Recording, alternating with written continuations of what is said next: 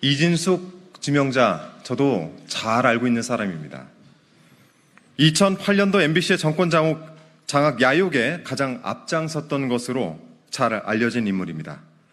이명박 박근혜 정부 당시 정부의 MBC 장악 시나리오 실행을 가장 선봉해서 실행한 원조 부역자로 불리기도 했습니다.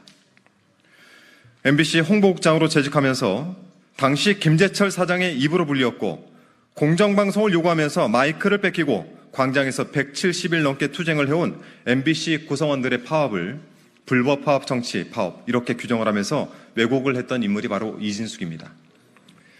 파업 과정에서 직원들을 사찰하기 위한 프로그램을 몰래 설치하는 것을 묵인하고 조장하고 방조했습니다. 세월호 참사 관련 MBC 보도가 유가족 폐쇄, 정보 비판 축소 등으로 국민적 지탄을 받았던 그 시기 보도본부장을 맡았습니다. 대전 MBC 사장으로 재직 시 90%가 넘는 구성원으로부터 사퇴 요구를 받기도 했습니다. 혹자는 말합니다.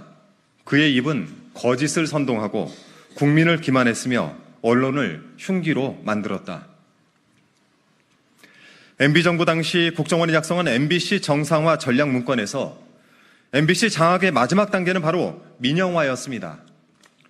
MBC를 민간 자본의 품으로 넘겨 영속적으로 길들이겠다는 음모였습니다.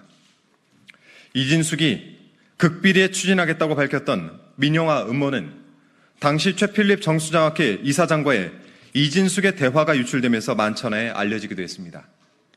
입맛에 맞는 인사와 정부의 비판적인 프로그램 퇴출, 노조 무력화, 조직 개편과 민영화 등 MBC 장악 음모에 앞장섰던 인물이 바로 이진숙이었던 것입니다. 결국 이진숙은 2012년 MBC 기자회 역사상 처음으로 기자에서 제명되기도 했습니다. 같은 언론인으로서 존재를 인정할 수 없다는 기자들의 탄핵이었던 것입니다.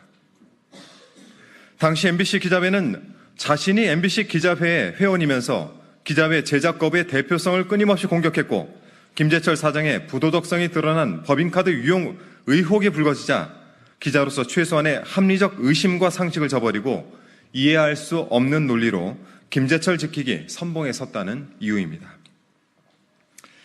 같은 기자에게도 탄핵이 된 이진숙을 방송통신위원장에 임명한 윤석열 정부의 인사 기준 도저히 이해를 할 수가 없습니다. 정부가 이번 지명을 처리하지 않는다면 이진숙은 이번에는 국민으로부터 또다시 탄핵될 수 있음을 명심하시기 바랍니다.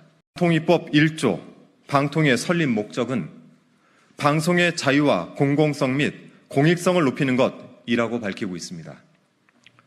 지금까지 제가 말씀드렸던 여러 가지 사유에 비춰보더라도 정부의 이진숙 위원장 지명은 방통위 설립 목적에도 부합하지 않습니다.